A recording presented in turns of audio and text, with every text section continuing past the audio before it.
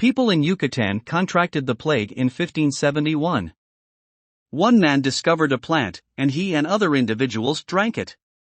The chemical turned the subjects blue and rendered them airless. They swiftly relocated to the ocean, where they founded the Tolokan civilization in the deep ocean. Kukulkan was born to one of the ladies who consumed the plant. The infant went on to become Tolokan's king. Fun requested to be buried on the land when she passed away. In order to reach the area where he spotted a civilization, Kukulkan led some guards up. In order to make way for his mother's burial, they attacked civilization. He was known as Namur by one of the locals, which is Arabic for the boy without affection. To help her brother and Wakanda's king, Chala, who is unwell and in need of a heart-shaped herb, Shuri works diligently in her lab. Ramonda announces the death of the king as she enters the lab gently. Wakanda is still having issues with other countries desiring its vibranium a year later.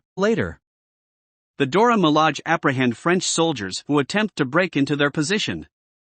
Later, Ramonda discusses the French heist with the UN and makes the information public. She reminds the nations that they will continue to fight even without the Black Panther. Americans at a mining outpost mine for vibranium in the ocean using a vibranium detector developed by Riri Williams, an MIT student. This is how they locate vibranium in the sea. They are suddenly attacked by Talacanals who are angry that they are stealing their vibranium. Namur attacks the last survivor helicopter and destroys it. Ramonda and Shuri in Wakanda visit the sea to lament the passing of Chala 1 year earlier. Shuri is not entirely prepared for this, so they burn their burial robes to symbolize the end of the period of grief. Then Namur shows up, crossing the boundary by swimming under the water. He informs them about Tolokan's existence and asks for their assistance in preventing foreigners from obtaining vibranium. Additionally, he explains that vibranium is found in Tolokan in addition to Wakanda. Concerned by his presence, Ramonda reprimands him. He says they can assist him, but they must not get in the way of his plans to assassinate the scientist who created the contraption. Shuri and Okoye visit Everett Ross, who provides them with the young scientist's name and whereabouts despite possibly disclosing sensitive information.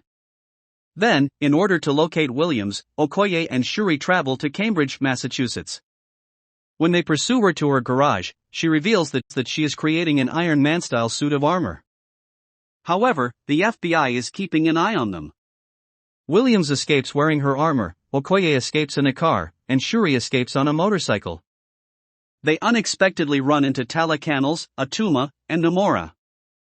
After a brief battle, Williams and Shuri are taken prisoner. The following day, Ross shows in and meets with Valentina Allegra de Fontaine, his ex-wife. He also discovers and conceals Kimoyo beads.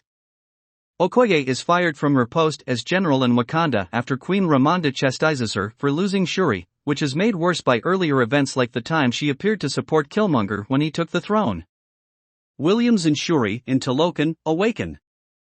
In an effort to persuade Shuri of his beliefs, Namur demonstrates the culture to her and even gives her his mother's jewelry.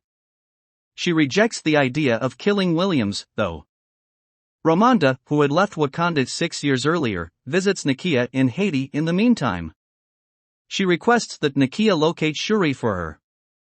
Nakia conducts some espionage and discovers the location. Williams and Shuri are subsequently separated from Ramonda while Ramonda discusses Namur's strategy with Namur. Returning to Wakanda only results in further suffering as Namur and his army invade. They flood the city, sparking all-out conflict. Before flooding the throne room where Ramonda and Williams are being held, Namur takes care of all the Wakandan vehicles. Ramonda swims to save Williams as she begins to drown. She succeeds in rescuing Williams, but only at the cost of her own drowning. As Namur informs Shuri that she is now queen, she laments the death of her mother.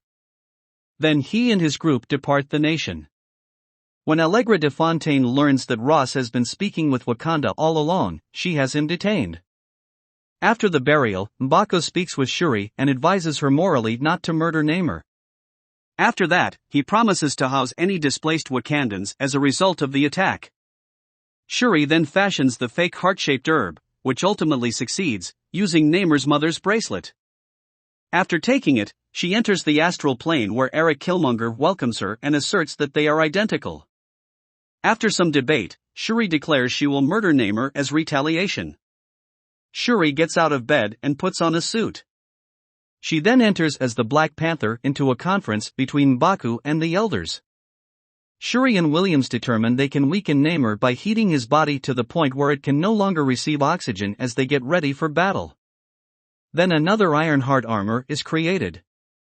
Okoye receives new armor from Shuri dubbed the Midnight Angels that functions quite similarly to Iron Man's as well. Annika is chosen by Okoye to join her two-woman squad. They utilize a boat to entice the Talacanals into a trap offshore. As Namor appears to have the upper hand, the battle starts. But as they flee the conflict, Black Panther captures him on a Royal Talon fighter. The Jabari tribe, Nakia, and the others fight the ones while the Dora Milaje combat the Talacanals on the side of the ship. Namor is weakened by Black Panther's heating of the Royal Talon fighter, but he still starts to charge with his spear. The entire ship explodes as Black Panther fires a blast from her vibranium gauntlets, dropping the two foes into the island below. After additional fighting, Namor finally impales Shuri. However, he is more concerned with reaching the lake before he passes away than with killing her. A hurt Black Panther escapes and advances on the limping Namor. She then shouts Wakanda forever as she puts on her armor and attacks Namor with a blast from the exploding Talon fighter. As he falls, he is set on fire. She approaches him to kill him but stops herself when she thinks of her brother, T'Challa.